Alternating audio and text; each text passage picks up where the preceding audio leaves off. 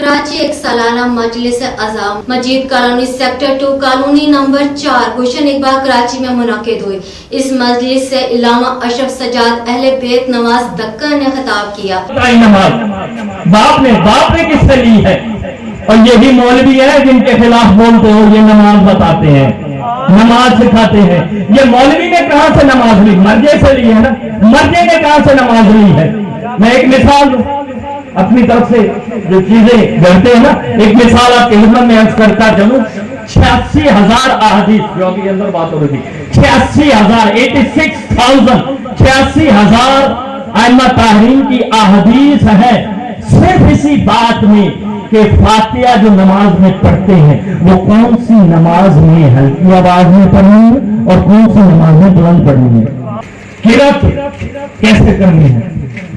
24,000 अहादीस हैं इस ज़िम्न में मासूमीन की कि आपने कितनी बुलंद आवाज रखनी है, कितनी कम से कम हो और कितनी ज्यादा से ज्यादा हो। और जो दिल में पढ़नी है, खफी पढ़नी है वो कौन सी है, जो जली पढ़नी है वो कौन सी है।